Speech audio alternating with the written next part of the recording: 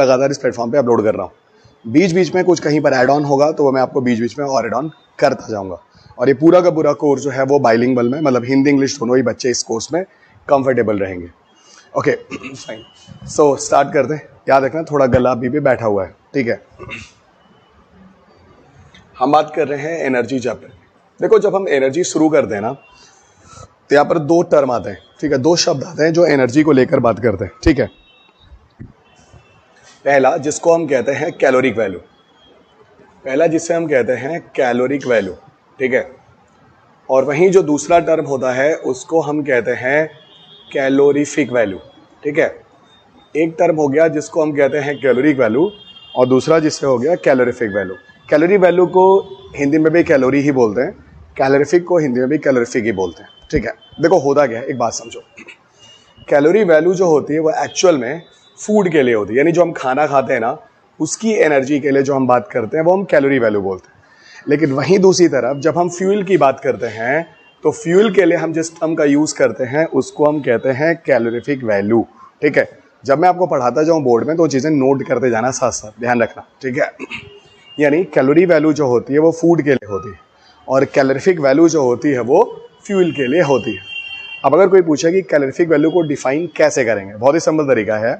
Okay, जब 1 gram of food dissociate in human body, ठीक है, जब 1 gram of food dissociate in human body, those energy generate, that is calorie value of food, ठीक है, calorie value of food. जैसे आपने fat खाया, आपने प्रोटीन खाया, आपने कार्बोहाइड्रेट खाया, तो भैया 1 ग्राम फैट ले लो या 1 ग्राम प्रोटीन ले लो, 1 ग्राम कार्बोहाइड्रेट ले लो, इसके खाने के बाद आपकी बॉडी में जो एनर्जी आ रही है वो उस फूड की कैलोरी वैल्यू कहलाती है, ठीक है। और ये एक ऑर्डर भी है कैलोरी वैल्यू का। एक बार मैंने एक स्टेट पीछे था, यूपी पीछे से मैंने क्वेश्चन देखा, 1 ग्राम फूड में सबसे ज्यादा एनर्जी कौन देता है, तो वहां आंसर था इट वाज अ फैट। तो ये चीज थोड़ा सा ध्यान रखना, यहाँ पे कुछ फैक्चुअल क्वेश्चंस भी होते हैं। लेकिन मैं आपको फिर बता रहा हूँ, मैं आपको जो चैप्टर पढ़ाने जा रहा हूँ वो एक्चुअल में कैलोरी वैल्यू नहीं है ना, क्योंकि ये रेस्पिरेटरी, डाइजेस्टिव, एसिमिलेशन, ये बायोलॉजी है। हम आपसे बात कर रहे हैं साइंस एंड इकोलॉजी, जहाँ पे हम लोग बात करने वाले हैं कैलोरीफिक वैल्यू की। कैलोरीफिक वैल्यू क्या होता है? कैलोरीफिक वैल्यू में एक्चुअल में हम फ्यूल की बात करते हैं। अब इसी चीज को अगर मैं कैलोरी वैल्यू को कैलोरीफिक वैल्यू में समझाने की कोशिश करूँ तो कैसे बोलूंगा कि भैया जब 1 ग्राम फ्यूल जब किसी गाड़ी में जलता है, यानी after burning of 1 gram of fuel inside a vehicle, ठीक है, उसके बाद जो वहां से एनर्जी निकलती है या हीट निकलता है, उसके बाद जो वहां पे हीट निकलता है या एनर्जी निकलती है, उस हीट और एनर्जी को हम कहते हैं कैलोरीफिक वैल्यू। और इसी कैलोरीफिक वैल्यू के बेस पर डिसाइड होता है आपकी गाड़ी का माइलेज, यानी आपकी गाड़ी का जो माइलेज है वो बच्चा आपका कैलोरीफिक वैल्यू ही है, ये ध्यान रखना, ठीक है। अगर कैलोरीफिक वैल्यू डिफाइन करना हो तो कैसे बोलेंगे, when 1 gram of fuel dissociate, है ना, या sorry, when 1 gram of fuel burn inside a vehicle, those energy generate, that is calorific value of fuel, ठीक है। वो मैं अभी आपको आगे बताऊंगा किस किस ऑर्डर में क्या क्या कैलोरीफिक वैल्यू किस है, ठीक है। चलो, तो अब मैंने फिर बोल दिया, हम जिस चैप्टर को पढ़ने जा रहे हैं वो है कैलोरीफिक वैल्यू। टेक्नोलॉजी में ये आता है, बायोलॉजी में ये आता है, ओके। अब देखो, अब हम बात करते हैं different parameters for the study of energy. अब हम बात करते हैं different parameters for the study of energy. अब हम बात करते हैं different parameters for the study of energy, ठीक है। So different parameters for the study of energy क्या क्या यहाँ पे समझो। एक तो यहाँ पे हम बात करने वाले हैं स्टडी ऑफ एनर्जी, है ना, study of energy on the basis of resources, ठीक है। तो रिसोर्सेस के बेस पे, संसाधनों के बेस पे एनर्जी को हम कैसे बढ़ेंगे, और दूसरा उसके उपयोग के आधार पर यानी यूटिलाइजेशन के बेस पे हम एनर्जी को कैसे करेंगे। तो यहाँ पर मैंने दो अलग अलग बात दी है, study of energy on the basis of resources और study of energy on the basis of utilization, ठीक है। रिसोर्सेज के बेस पे अगर हम बात करें, जैसे मैं बोलूँ इसी तरह लिखते भी रहना, नोट्स ही बनाते रहना, और इस नोट्स के बाद अपनी बुक को जो मैंने आपको बोला है उसको उठाकर आप पढ़ते रहिएगा, बहुत जरूरी है, साथ साथ चलते रहिएगा। रिसोर्सेज में दो होते हैं, एक जिसे हम कहते हैं रिन्यूएबल एनर्जी, ओके, एक जिसे हम कहते हैं रिन्यूएबल एनर्जी और दूसरा बच्चा जिसे हम कहते हैं नॉन रिन्यूएबल एनर्जी। तो पहला हो गया रिन्यूएबल और दूसरा हो गया नॉन रिन्यूएबल, ठीक है, ये हो गया। और जब हम यूजेस के बेस पे एनर्जी की बात करें, जो हम प्रयोग में ला रहे हैं, तो यहाँ पर एक हो जाता है कन्वेंशनल और दूसरा हो जाता है नॉन कन्वेंशनल। यहाँ पर एक हो जाता है कन्वेंशनल और दूसरा हो जाता है नॉन कन्वेंशनल। ओके, तो एक हो गया कन्वेंशनल और दूसरा हो गया नॉन कन्वेंशनल। और सुनो, अब इसको थोड़ा डिफरेंशिएट करते हैं कि भाई रिन्यूएबल और नॉन रिन्यूएबल का क्या मतलब है। सुनो, रिन्यूएबल का मतलब होता है ऐसी एनर्जी, ऐसे एनर्जी सोर्सेज जिनको हम बार बार यूज में ला सकते हैं, यानी we can use them again and again. ऐसे एनर्जी सोर्सेज जिनको हम बार बार यूज में ला सकते हैं उन्हें हम कहते हैं रिन्यूएबल एनर्जी। क्यों? क्योंकि ये खत्म नहीं होते। खत्म नहीं होने का मतलब होता है दीज आर इनएग्जॉस्टेबल, ये कभी खत्म होने वाले नहीं हैं।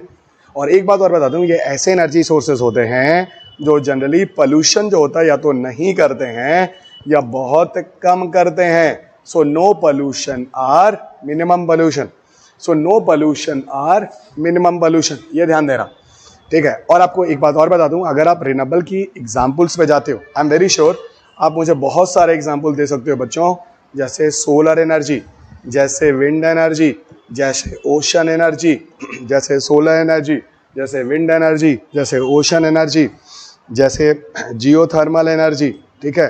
कुछ बच्चे क्लास में बार बार मुझसे बोलते हैं कि भैया टाइडल एनर्जी, तो मैं कहता हूँ टाइडल एनर्जी को अलग से कोई एनर्जी मत मानो, क्योंकि टाइडल एनर्जी अपने आप में ओशन एनर्जी का पार्ट है।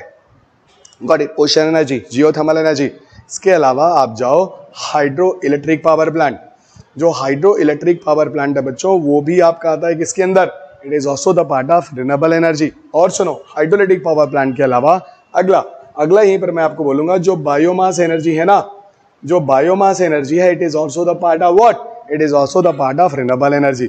ये सारी चीजें ध्यान रखना, it is also the part of renewable energy.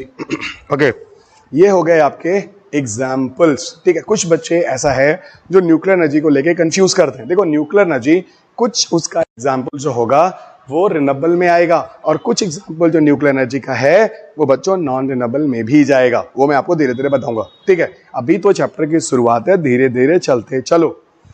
वहीं दूसरी तरफ जब हम नॉन रिन्यूएबल की बात करते हैं तो क्या बोलते हैं? देखो, ये ऐसे एनर्जी सोर्सेस हैं जिन्हें हम बार बार यूज में नहीं ला सकते, यानी we can not use them again and again, पहली बात। दूसरी चीज यहां पे बोलूंगा, इसलिए क्योंकि ये खत्म हो जाते हैं। खत्म हो जाते हैं का मतलब है कि ये ऐसे हैं जो कि एग्जॉस्टेबल हैं, एक बार यूज में लाया खत्म, next time you people can not use them. और तीसरा, ये जो no pollution and minimum pollution है ना, they create massive environmental pollution, ये मैसिव एनवायरमेंटल पोल्यूशन करते हैं, they create massive environmental pollution, ये मैसिव एनवायरमेंटल पोल्यूशन करते हैं। तो ये आपको आसानी से समझ में आ रहा होगा नॉन रिन्यूएबल रिन्यूएबल में क्या क्या डिफरेंस है, ठीक है। एक चीज और देखो, जब हम नॉन रिन्यूएबल एनर्जी की बात करते हैं, इनमें कौन कौन से एग्जाम्पल आते हैं? यहाँ तो you people have seen many of the example, solar है, विंड है, ओशन है, जियोथर्मल है, हाइड्रोइलेक्ट्रिक है, बायोमास है, और भी एक दो मिल जाएंगे आपको, ठीक है।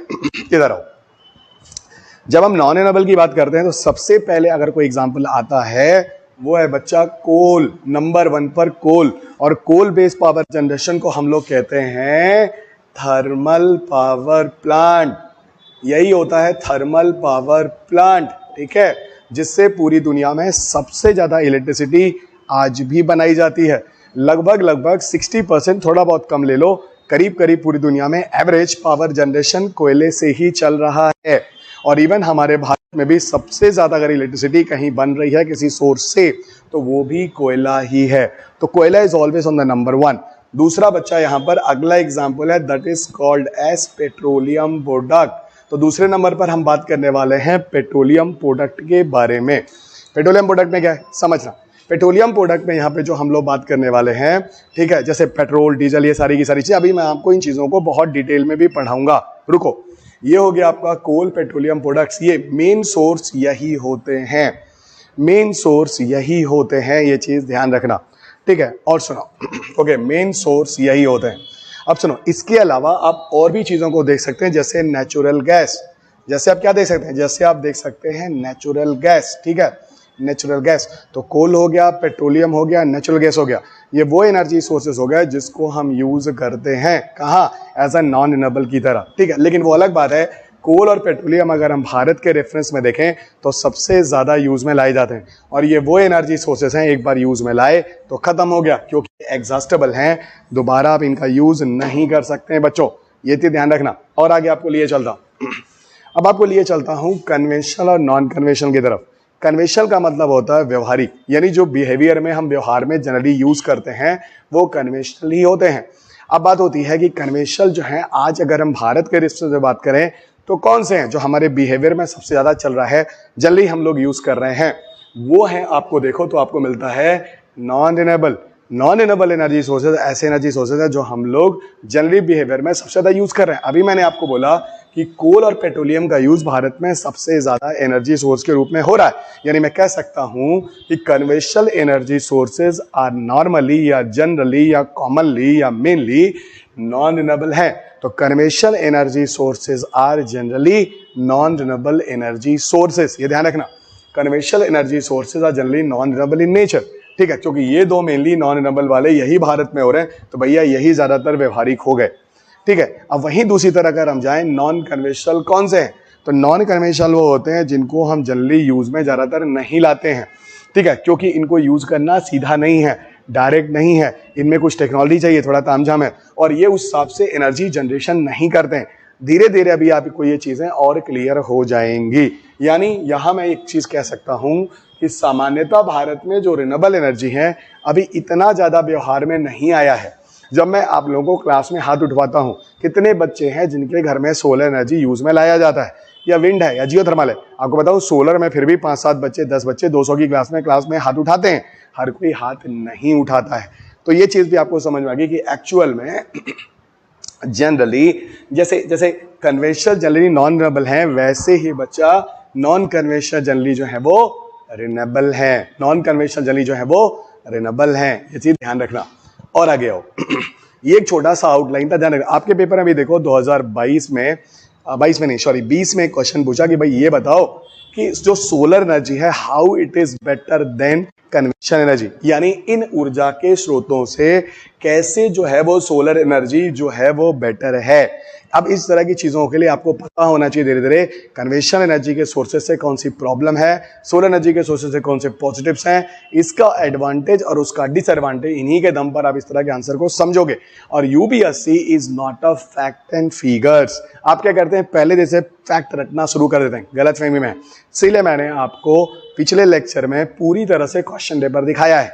अगर आप क्वेश्चन पेपर नहीं समझते हो तो भर जाओ, फंस जाओ, ये एक भंवर की तरह है, उलझते चले जाओगे, जाल की तरह है, फंसते चले जाओगे, और अंत में जाकर 6 अटेम्प्ट ऐसे खत्म होते हैं कि आपको समझ में नहीं आता। जैसे हम लोग बचपन में नहीं खेलते थे चिड़िया उड़, तो वैसे ही चिड़िया फुर। और यहाँ पर सबसे बड़ा जो रीजन है वहां पर आपको बताऊं, साइंस टेक और एनवायरनमेंट, जो मैं आपको शुरू से बोल रहा हूं, ये दो विषय ऐसे हैं जो सबसे ज्यादा रोल प्ले कर रहे हैं। 30 to 35 क्वेश्चन इन्हीं दो विषय से आते हैं।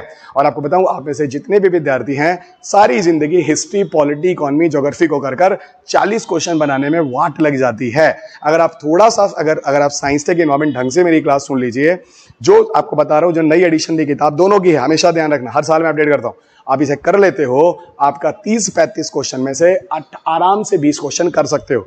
सोचो अगर आप 30-35 में से आराम से 20 क्वेश्चन आप साइंस और इन्वायरमेंट से, मिनिमम कह रहा हूं मैं, है ना, और साथ में आपको करंट अफेयर्स में देता ही देता हूं, इसके साथ बाकी 60 से 65 65 से 70 जो बच गया क्वेश्चन, वहां से भैया आप 25 क्वेश्चन नहीं लगा सकते हो। अगर ये निकाल दिया 45, तो हर साल आपका मेरिट इसके नीचे ही तो रह रहा है, आप पूरी तरह से सेफ रहोगे।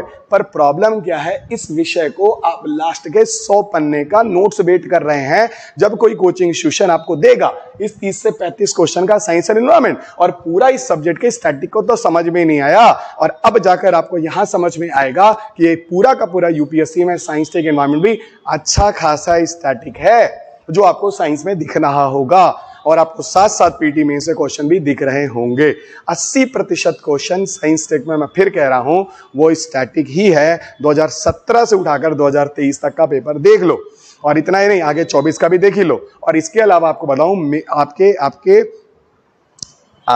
20% क्वेश्चन जल्दी आपको करंट से मिलते हैं, यानी 15 में से 2 से 3 क्वेश्चन की तैयारी पूरे साल आप करते हैं लास्ट के 100 पन्ने के नोट्स देखकर। शुरुआत के ये सारे स्टैटिक आपके 12 क्वेश्चन आप छोड़ कर जाते हैं, जिसको कहते हैं हिंदी भाषा में भगवान भरोसे। चलेगा, अपने भरोसे नहीं, भगवान भरोसे।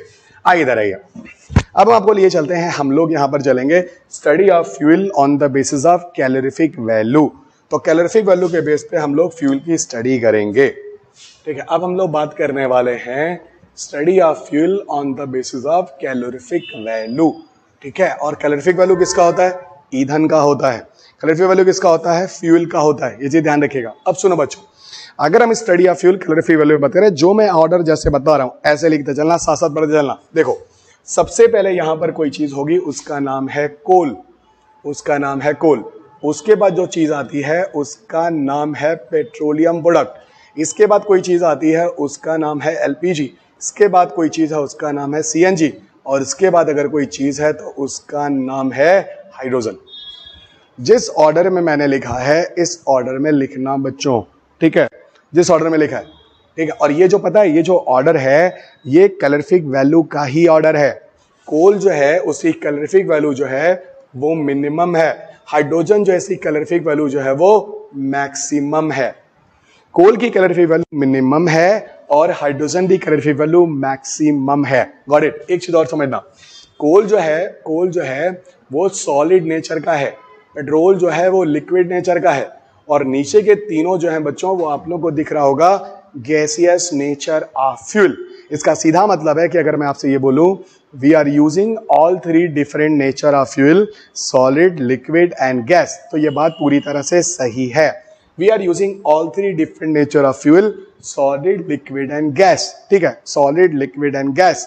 फिर यहीं पर मैं एक बात और बोलूंगा, gaseous nature of fuel have highest calorific value. लिख लेना, है ना। We are using all 3 different nature of fuel, solid, liquid and gas, और फिर लिखना gaseous nature of fuel have highest calorific value. ठीक है, लेकिन अभी मैं आपको तो नहीं बोलने जा रहा गैसियस नेचर ऑफ फ्यूल।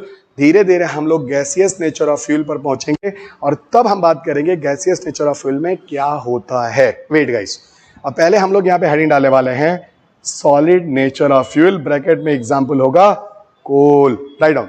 पर उसके पहले एक चीज और मुझसे सुन लो जरा, जो कि जरूरी है। पता है, अगर आपके पास एलपीजी सिलेंडर है, एलपीजी सिलेंडर है, पता है कौन सी ऐसी गैस होती है जो एलपीजी में जलती है? बच्चा इसका आंसर है प्रोपेन और ब्यूटेन। स्टेट पीसीएस वगैरह में आज भी ये क्वेश्चन पूछे जाते हैं। ओके, एक बार तो एमपीबीएससी मैंने देखा कि भाई ये बताओ एलपीजी, प्रोपेन और ब्यूटेन में कौन सी गैस है, तब वहां पर मैंने बोला कि भाई फिर आप ब्यूटेन मार देना, ऐसे गैस है फिर आप जाके ब्यूटेन मार देना। Got it. वहीं दूसरी तरफ अगर हम सीएनजी की बात करें, तो सीएनजी में कौन सी गैस होती है? तो आंसर है सीएनजी में होता है मीथेन। सीएनजी में होता है मीथेन। ठीक है, और आपको अगर फार्मूला पता होगा तो शायद पता होगा, मीथेन में होता है बच्चा CH4, प्रोपेन में C3H8, ब्यूटेन में C4H10। यानी कहने का मतलब है जो भी फ्यूल हम यूज कर रहे हैं एक्चुअल में वो कार्बन और हाइड्रोजन के बने होते हैं। यानी सीधा कहने का मतलब है ये हाइड्रोकार्बन है। अब आपको समझ में आ गया कि हम फ्यूल को हाइड्रोकार्बन क्यों कहते हैं, because they are made up of carbon and hydrogen compounds. ठीक है, because they are made up of carbon and hydrogen compounds. इन चीजों को देख लेना बढ़िया से।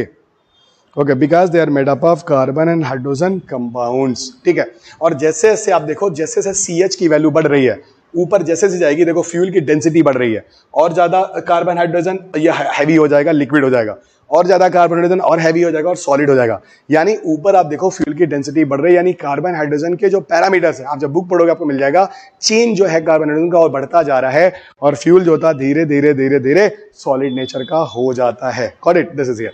अब हम बात करेंगे सॉलिड नेचर ऑफ फ्यूल, जिसको मैं कह रहा था कोल। हेडिंग डालो बच्चों, सॉलिड नेचर ऑफ फ्यूल, है ना। इसका एग्जाम्पल है this is coal. So solid nature of fuel example है coal. Solid nature of example जिसका नाम है कोल। अब सुनो, जनरली जो हम लोग कोयला यूज करते हैं, अगर आपने एनसीईआरटी पढ़ी तो आपको पता होगा कुल 4 तरह के कोयले हैं जो हम यूज में लाते हैं। कौन कौन से? इधर देखो, एक तरफ मैंने लिखा टाइप्स ऑफ कोल, एक तरफ मैंने लिखा टाइप्स ऑफ कोल। ठीक है, टाइप्स ऑफ कोल। दूसरा मैंने लिखा कार्बन कंटेंट, इन कोयले में कार्बन की वैल्यू, क्योंकि है तो सारे के सारे हाइड्रोकार्बन, लेकिन बच्चा इन कोयले में कार्बन की जो अमाउंट्स है ना वो वेरी करता है, कार्बन कंटेंट। वहीं तीसरी तरफ हम बात करेंगे बर्निंग एफिशिएंसी की, वही हम बात करेंगे बर्निंग एफिशिएंसी की, ठीक है। जो बर्निंग एफिशिएंसी है इसके बारे में बात करेंगे। और बर्निंग एफिशिएंसी के बाद हम लोग यहाँ पर बात करने वाले हैं रिजल्ट के बारे में। हम लोग यहाँ पे बात करने वाले हैं रिजल्ट्स के बारे में। अब सुनो, अगर हम कोयले की बात करें तो कुल एक्चुअल में 4 तरह के कोयले होते हैं। Got it? 4 तरह के कोयले होते हैं। कौन कौन से टाइप्स ऑफ कोल? इधर देखो, एक जिसको हम कहते हैं एंथ्रासाइट, और याद रखना इसी ऑर्डर में आपको याद भी रखना है। The one is anthracite. दूसरा है बच्चा जिसको हम कहते हैं bituminous. The second one is bituminous, ठीक है, बिटुमिनस। तीसरा है जिसको हम कहते हैं लिग्नाइट, और चौथा जिसको हम कहते हैं पीट। पीट वैसे भी कहा जाता है कि पूरी तरह से फॉसिलाइज नहीं हुआ है, यानी ये पूरी तरह से कोल है ही नहीं। Got it?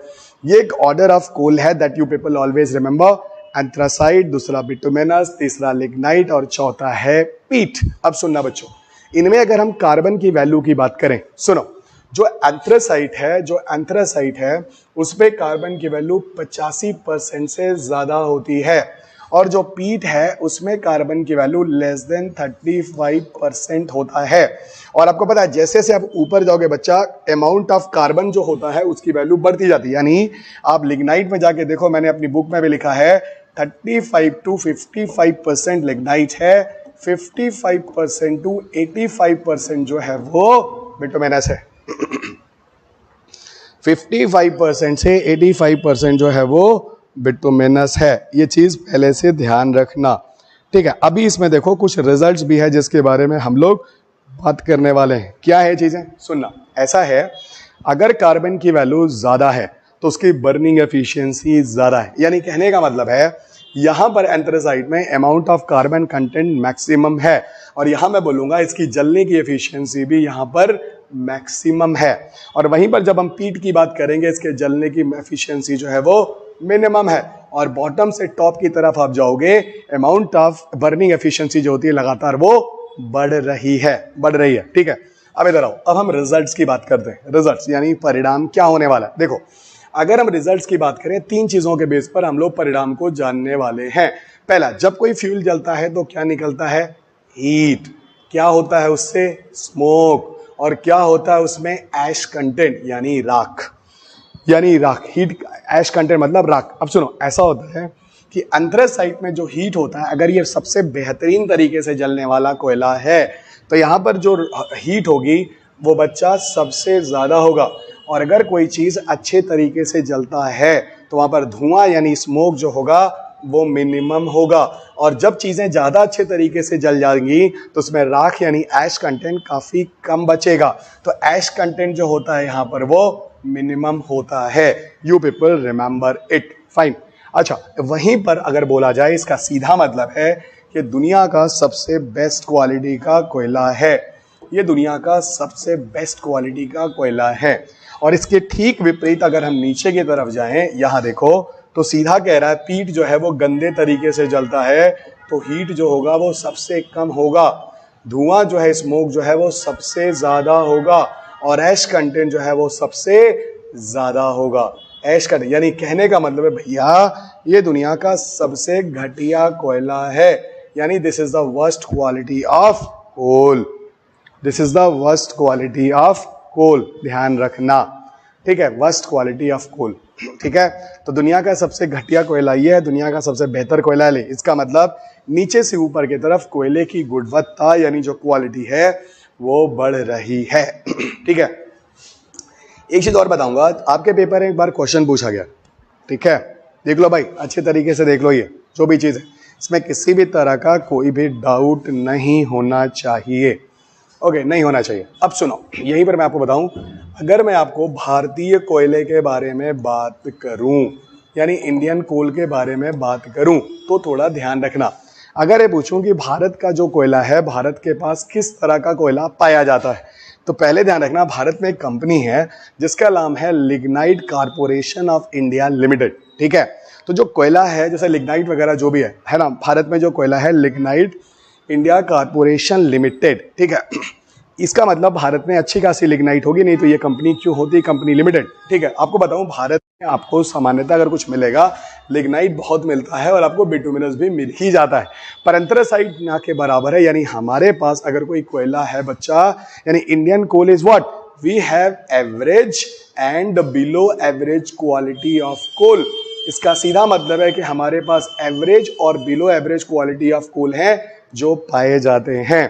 We have average and below average quality of coal जो हमारे पास पाए जाते हैं। और इसका सीधा मतलब अगर हमारे पास एवरेज और below average quality of coal है, तो अगर मैं आपसे पूछूं ये बताओ प्रॉब्लम विथ इंडियन कोल, 3 बार यूपीएससी का क्वेश्चन है ये, और आप इसको करंट अफेयर्स मारकर इस सब्जेक्ट को चौपट कर रखे हैं। ठीक है, प्रॉब्लम विथ इंडियन कोल। ठीक है, आपको लगता है कि भैया जब ये क्वेश्चन 2013 में पूछा गया तब उस समय का करंट अफेयर्स था, और जब ये क्वेश्चन 2020 में फिर पूछा गया कि इंडियन कोल जो है high amount of ash conduct करता है, तो फिर ये फिर क्वेश्चन था करंट अफेयर्स। यही प्रॉब्लम है बच्चा, इस विषय को कभी किसी ने विषय बनने ही नहीं दिया। और चाहे कोई भी कोचिंग इंस्टीट्यूशन हो और चाहे कोई भी जो नई जनरेशन हो, है ना, आज इसको करंट अफेयर्स मारकर और अपना 15 क्वेश्चन में से 13 क्वेश्चन छोड़कर आती है। ठीक है, जो बना सकती है। अब ये सब इनको लग रहा है कि 2013 में कोयला का इंडस्ट्री चला भारत में और बिजली बनाना शुरू हुआ, एक से एक है। गांव में कहते हैं ना बकलोल, ठीक है ना, लेकिन भाई अब हमारे बच्चे हैं तो बकलोल कैसे हो सकते हैं, अपने हैं ना, चलेगा। अब यहां पे बात करें कि बताओ इंडियन कोल के साथ क्या समस्या है। आपके दिमाग में सीधा आ गया भैया ये वाले सारी चीजें हम काफी हद तक अपने इंडियन कोल के साथ कर सकते हैं। तो अगर आपके पेपर में क्वेश्चन पूछा गया कि इंडियन कोल ऐसा कोल है जहां पर ऐश के कंटेंट ज्यादा होते हैं, तो भाई ये 2020 के पीटी में अगर क्वेश्चन पूछा गया, 2013 के पीटी में क्वेश्चन पूछा गया, तो यह का क्वेश्चन गलत है कि सही है? ये पूरे तरह से सही है, ये पूरे तरह से सही है, ध्यान रखिएगा। और आगे आइए, अब सुनो, एक चीज आपको बता दूं, इंडियन कोल एक एस्पेक्ट में अच्छा भी है, ठीक है, लेकिन उसके पहले मैं आपको बता दूं, जानते हो जब कोयला जलता है तो उससे जो पोल्यूशन होता है, 2011, याद रखना, ये मेरी आदत है, यूपीएससी क्वेश्चन पेपर मैं लिखाता रहता हूं, तो मेरे साथ साथ जो नोट्स बन रहे हैं ना, बनाते रहो। कम से कम आपके 200 क्वेश्चन यूपीएससी के इसी कॉपी में बन जाएंगे, ठीक है। और सुनो, इन कोर्स के बारे में हर किसी को बताना, और खासतौर से उस विद्यार्थी को जरूर बताना, खासतौर से, या फिर उस टॉपर को जरूर दिखाना जो ये बोलता है कि यूपीएससी में science and take current affairs से कर लो काम हो जाता है। हाँ, क्योंकि साइंस टेक में कभी कोई एनसीईआरटी है नहीं, इसलिए कोई बैकग्राउंड समझ में आता नहीं, क्या पढ़ना है क्या नहीं पढ़ना है कभी किसी ने लिखा नहीं। लेकिन मैं हूं जो साइंस एंड टेक लिखा हूं, जो 7वां एडिशन 8वां एडिशन आपको मिल रहा है, और साथ साथ पढ़ाता हूं। मैं बिल्कुल नहीं कहता करंट के भरोसे जाइए, मतलब लास्ट के 10 दिन में आपको कोई करंट अफेयर्स का मैगजीन आएगा 100 पन्ना का पढ़ लीजिएगा, बिल्कुल नहीं।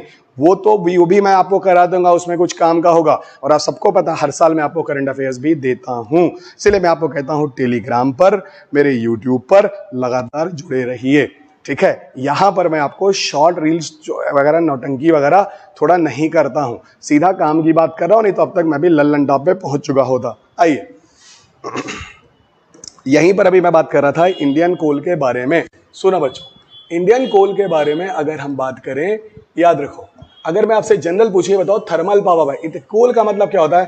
Thermal power plant. मुझे ये बता दो, थर्मल पावर प्लांट यानी जो कोयले से इलेक्ट्रिसिटी बन रही है।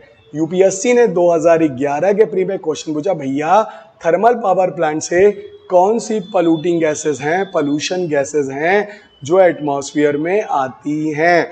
यूपीएससी के ऑप्शन में इन्होंने ऑप्शन बनाया था CO2, SO2, NOx। ये है वो क्वेश्चन जो यूपीएससी के ऑप्शंस में आए थे। पता है आपको, मैं सीधा बता दूं, ये तीनों के तीनों गैसेज जो थे 2011 के प्रीलिम्स में दिए गए थे, और ये तीनों के तीनों सही हैं। फिलहाल और भी गैसें होती हैं, वो आपको इन्वायरमेंट में बताऊंगा, ठीक है। बहुत सारी चीजें। ये CO2 है, SO2। यहां पर आपको बता दूं, CO2 और NOx जो है बच्चा, वो होता है ग्लोबल वार्मिंग गैस, बढ़िया वाला।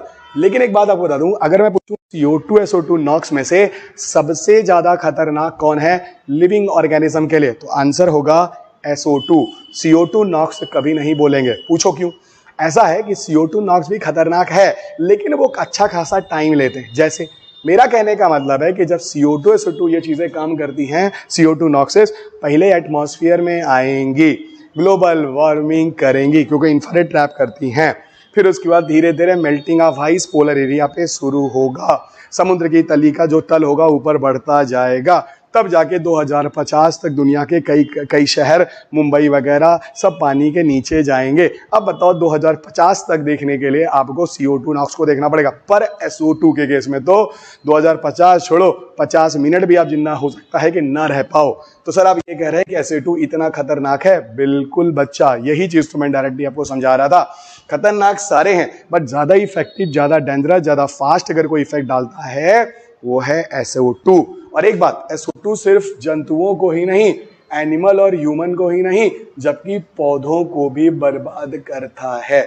मुझे भी पता है कि ह्यूमन एनिमल में ही आता है, लेकिन थोड़ा अलग कर देते हैं ताकि ह्यूमन थोड़ा जानवर बोलूंगा तो गंदा लगेगा, लेकिन है तो हम जानवर ही। इधर आइए। और दूसरा बच्चा, पौधों के केस में भी, प्लांट्स के अंदर भी आप देखो SO2 create the massive and massive pollution, massive problem. अब जरा समझो यहाँ पे होता क्या है।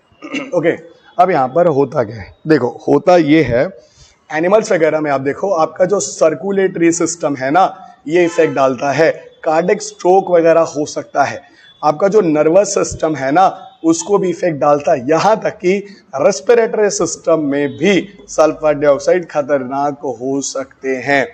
इंडिया में तो नहीं, लेकिन जैसे लंदन स्मॉग है, लॉस एंजेलिस स्मॉग है, इसमें कुछ ऐसी जगह है जहाँ सल्फर डाइऑक्साइड के पोल्यूशन लेवल बहुत ज्यादा है, लेकिन इन्वायरमेंट का पार्ट है। और आपको पता है इन्वायरमेंट में भी सबसे ज्यादा अगर ग्रीन हाउस गैस एमिशन का कोई सोर्स है तो वो थर्मल पावर प्लांट इंडस्ट्री है बच्चों। पूरी दुनिया में थर्मल इंडस्ट्री यानी कोयले से इलेक्ट्रिसिटी बनने वाली जो इंडस्ट्री है, वही पूरी दुनिया में, अगर कोई एंथ्रोपोजेनिक कॉज है यानी मानव द्वारा कोई अगर इन्वायरमेंटल पोल्यूशन हो रहा है, वहां यही इंडस्ट्री ली जाती है नंबर 1 पर, जो मैं आपको इन्वायरमेंट में बताऊंगा। ये हो गए, ये सारे के सारे सिस्टम इफेक्ट होते हैं। वहीं दूसरी तरफ अगर हम पौधों की बात करें कि सर अब ये बताओ कि पौधों में सल्फर डाइऑक्साइड से किस तरह की दिक्कत होती है। देखो पौधों में उसकी जो हाइट होती है, जिसको हम कहते हैं ड्वार्फिज्म, वो हो जाता है, यानी पौधे की हाइट जो होती है वो काफी दब जाती है। दूसरा यहां पर आपको मिलता है स्टंटिंग। स्टंटिंग का मतलब होता है जो ओवरऑल ग्रोथ होता है ना, वो ओवरऑल ग्रोथ जो होता है वो रिड्यूस हो जाता है। इसके अलावा आपको देखो और भी बीमारियां मिल जाती, लेकिन छोड़ो, इससे काम चल जाएगा। इवन एक बीमारी इसको हम कहते हैं क्लोरोसिस। क्लोरोसिस में क्या होता है, जब पत्तियों के क्लोरोफिल होते हैं ना वो मर जाते हैं, और पत्तियां जो होती हैं they are shifted from the green to yellow colour. और याद रखना, जब घरों के अंदर किसी भी पौधे की पत्ती हरी से पीली हो रही है, का सीधा मतलब है कि वो मर रहा है पौधा, बचा लो अभी भी समय है। Got it? इसका सीधा मतलब है कि सल्फर डाइऑक्साइड काफी खतरनाक है। अब आप ये सोच रहे होगे कि सर आप सल्फर डाइऑक्साइड को लेके इतना क्यों खींच रहे हो? यस, क्योंकि मुझे इसको इंडियन कोल के साथ जोड़ना है। असल में ये क्वेश्चन आपके पेपर में जब पूछा गया तो ये बोला गया कि भाई जो इंडियन कोल है वो एक मामले में बेहतर है। क्या? एक मामले में बेहतर है कि हमारा जो कोयला है उसमें सल्फर डाइऑक्साइड के एमिशन जो होते हैं वो काफी कम होते हैं, यानी Indian coal have a less amount of sulphur dioxide gas. इस मामले में भारत का कोयला बेहतर है। ये क्वेश्चन भी UPSC में जाकर देखना, 12-13 के आसपास प्रीलिम्स में पूछा जा चुका है, जहां पर तुम लोगों को हवा नहीं लगी है बच्चों, क्योंकि इस विषय तुम आज भी नहीं समझ रहे हो, मत समझो, बुक लो, पढ़ो, समझ में आ जाएगा। Got it? चलो अब देखो, हम लोगों ने यहाँ पर अच्छा खासा कोयले के बारे में बात कर ली है। कोयले के बारे में कुछ और बातें हैं जो करनी जरूरी है। अब आप देखो, हमारे पास कोयला तो है पर अच्छी गुणवत्ता का नहीं है, हमारे पास average, below average quality of coal है। इसीलिए हम कहते हैं बच्चों, अच्छा खासा कोयला होने के बाद भी भारत दुनिया के 5 top coal importer nation on the world की श्रेणी में आता है। So India is among top 5 coal importer nation in the world, यानी India is among top 5। India is among top 5, है ना, टॉप 5 लिख लेना इसको। India is among top 5 coal importer nation in the world. Coal importer nation in the world, जब, है ना, जब दुनिया में कोयले की रैंकिंग आती है, जब दुनिया में कोयले की रैंकिंग आती है इंपोर्ट करने वाले राष्ट्रों में, तो हम दुनिया में 5 कंट्री की लिस्ट में कभी तीसरे, कभी चौथे, कभी 5वें पायदान पर मिल जाएंगे।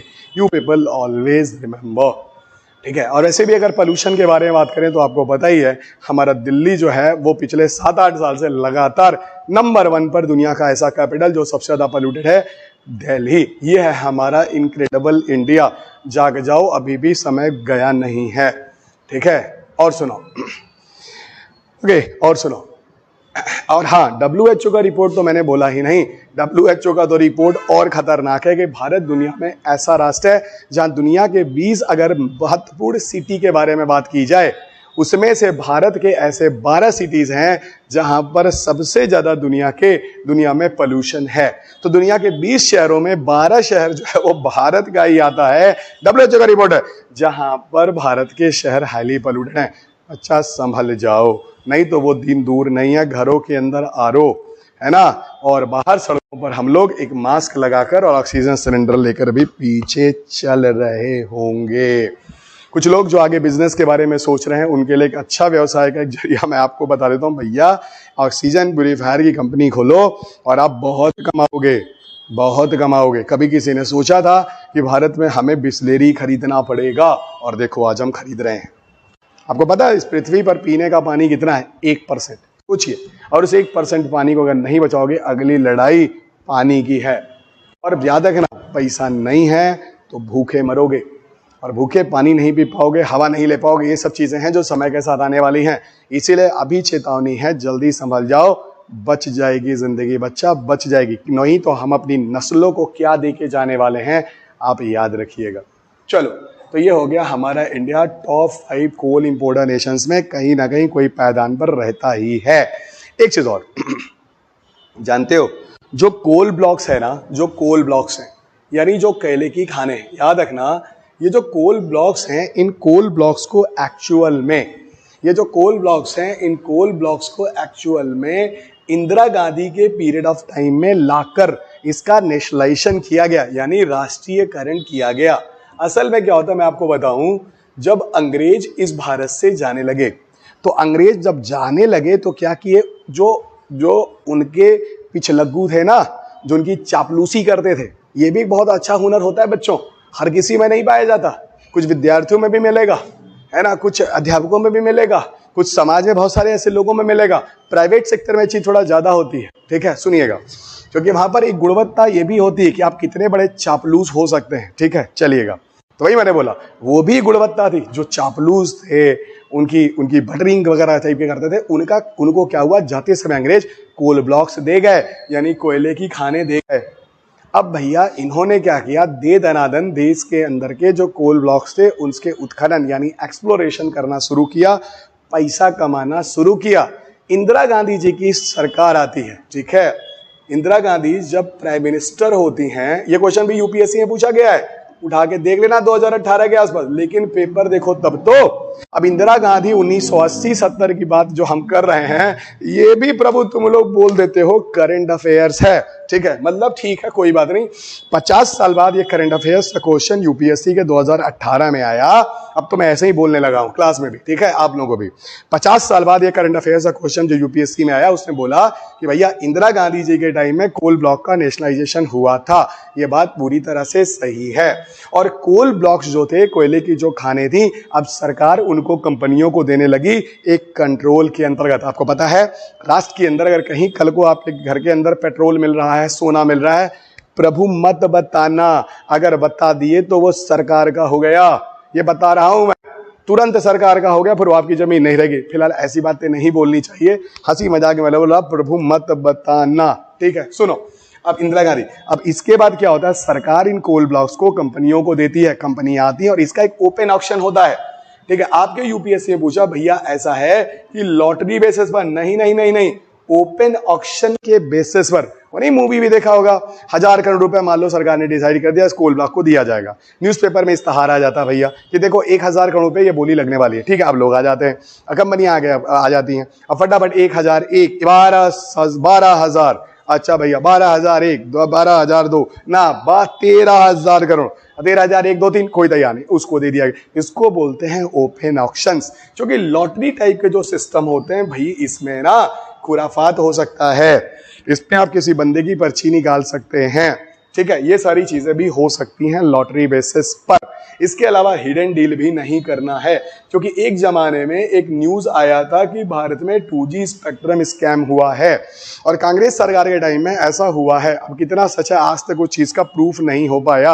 आज भी लोग इस चीज को लड़ ही रहे हैं कि हुआ था, नहीं हुआ था, नहीं नहीं हुआ ही था, हो ही गया था। क्या है आज तक पता नहीं, लेकिन वहां पर यह बोला गया कि डील हिडन हुआ था और हिडन होने में अपने लोगों को फायदा पहुंचाने की कोशिश की गई। फिलहाल हमें इससे क्या लेना देना, मैं सिर्फ ये बता रहा हूं कि हिडन डील है या कोई भी डील है, ये सब ठीक नहीं है। ओपन ऑक्शन है, चाहे वो कोल के केस में हो, चाहे बच्चा देश में स्पेक्ट्रम बिक रहे हो। स्पेक्ट्रम में आपको आईसीटी में पढ़ाऊंगा, कुछ लोगों को तो स्पेक्ट्रम का मतलब ही समझ में नहीं आता। स्पेक्ट्रम ऑक्शन तो बाद में, रुकिए अभी आईसीटी में बात करेंगे।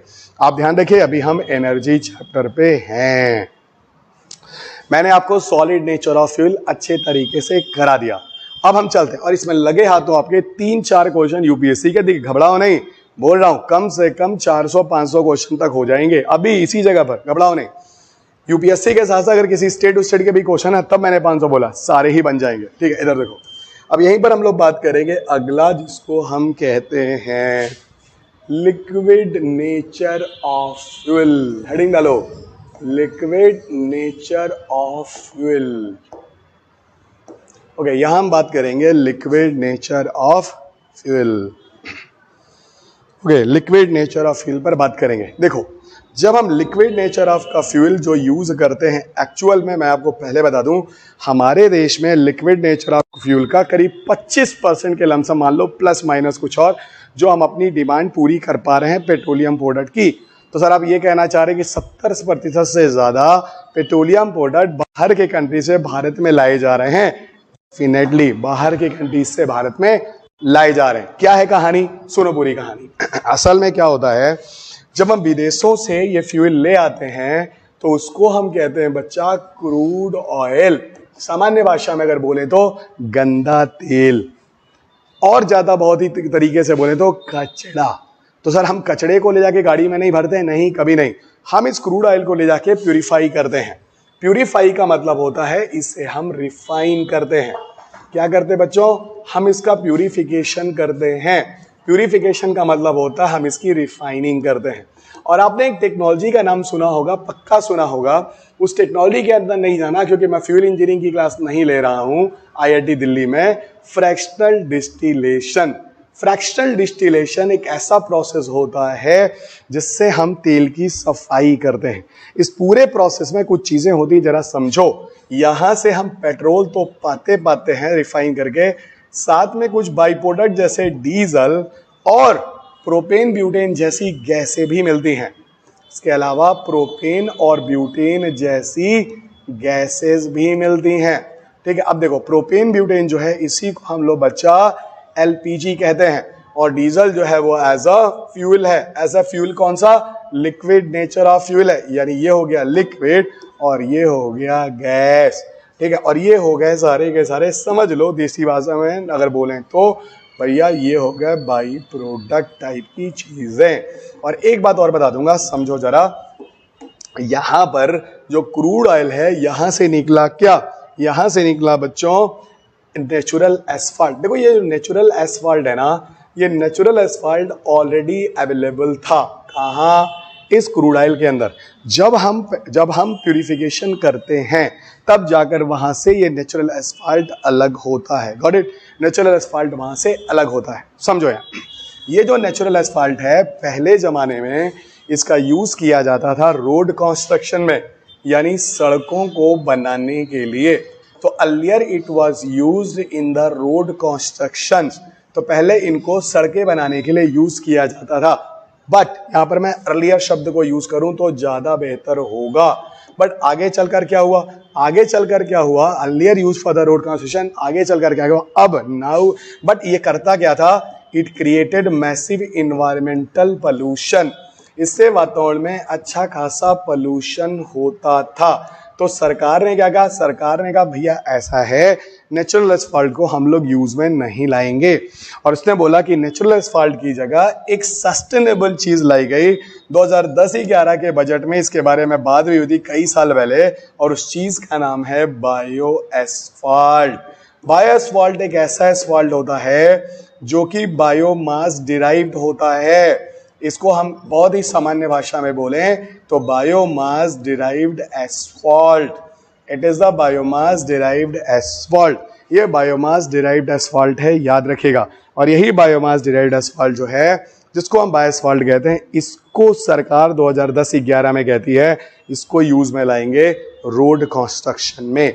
अब बात होगी कि बायोमास डिराइव्ड एस्फाल्ट जो होगा ये क्यों बेहतर है। ऐसा है, आपको मैं पहले ही बता दूं, जिस शब्द के शुरुआत में बायो शब्द आ जाए, चाहे बायोगैस, चाहे बायो एथेनॉल, चाहे बायोडीजल, इस तरह की चीजें हमेशा इन्वायरमेंटल फ्रेंडली होती हैं। दिमाग में सेट कर लो, सस्टेनेबल होती हैं। सस्टेनेबल का मतलब होता है कि आज हम इनको यूज में तो ला रहे हैं ग्रो करने के लिए, but they are not even any problematic for the coming future. इस बेसिस पर हम बायो एस्फाल्ट और इस तरह की चीजों के बारे में बोलते हैं, यानी ऐसा एस्फाल्ट जो बायोमास पत्तियों वत्तियों से बनता है। इसीलिए सरकार ने इस चीजों के बारे में बोला इसको हटाकर अब इसका यूज किया जाए, और इसका यूज प्रारंभ भी हुआ था, उस समय की बात बता रहा हूं।